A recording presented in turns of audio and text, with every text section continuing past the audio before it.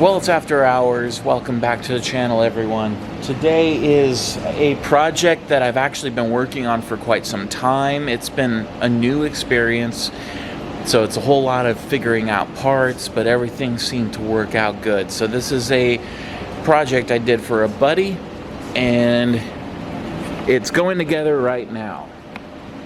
There it is. This engine is a Chevy 427 tall deck big block, and tall deck meaning the deck of the engine, I want to say, don't quote me on this, it's about 400 thousandths taller than your standard big block, meaning the heads are further apart.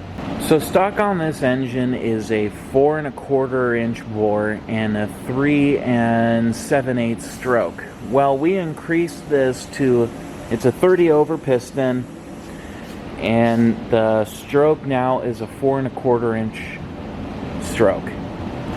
So when you add all that up together, you get 490 cubic inches,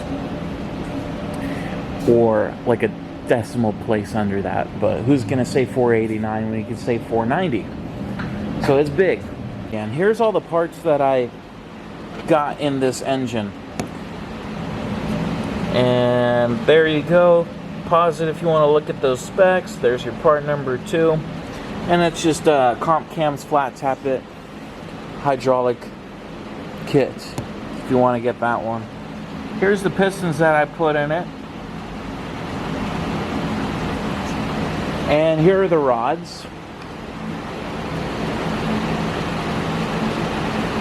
Because we're doing the longer stroke, you need a different rod. And so those are the ones that we chose for that application. And that's what I did on my ring gaps. Because these rings, they came that I had to gap each one. Not like in your average Hastings where they just come ready to go. These I had to gap because they were touching. Now, this block had been gone through by hot rodders before, and there's a couple of things that they did on this. They fire ringed it. And doing that,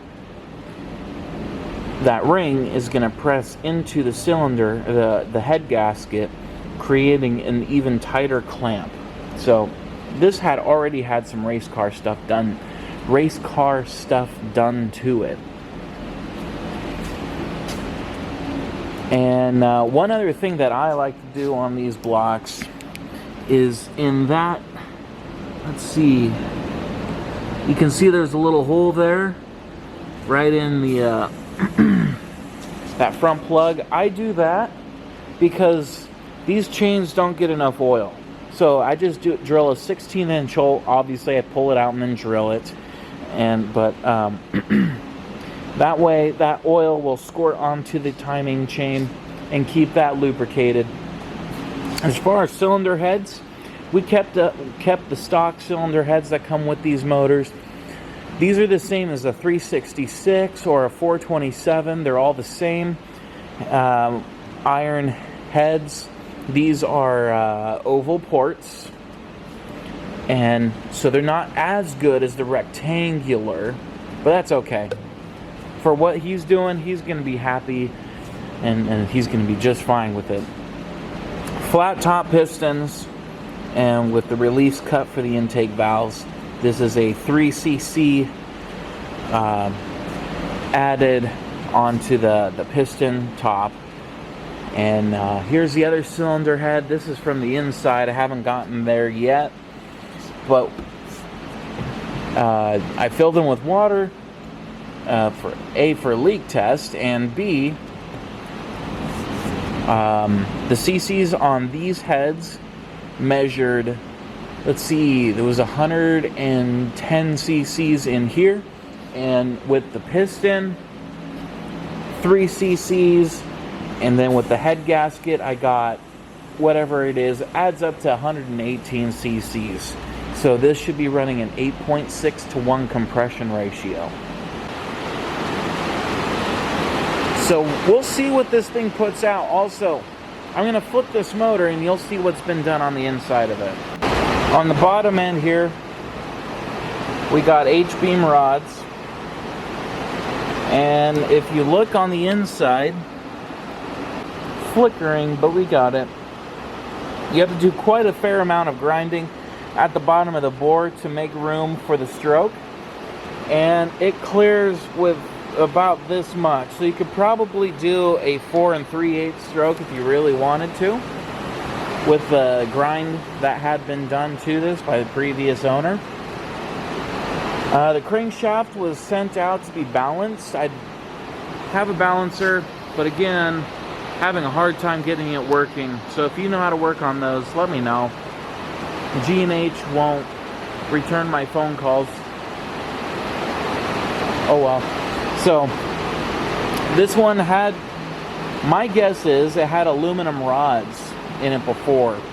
And what makes me think that is it's been, the shop filled it with weld a little bit and then reground, and so there's a little bit done to balance, weight added to it. And as far as what's been done in the cylinder heads, had a couple dead valves. I think I replaced one intake valve, 1 or 2 exhaust valves. I can't remember exactly. It's been a long project. Man, that rain's loud. And so these, I ground the seats on it. I think I did put a video of that a few months back. And other than that, the deck surface feels good, so we left it. I put new valve guides in it because they put K-liners in it, and I won't let a head go out if it's got head K-liners.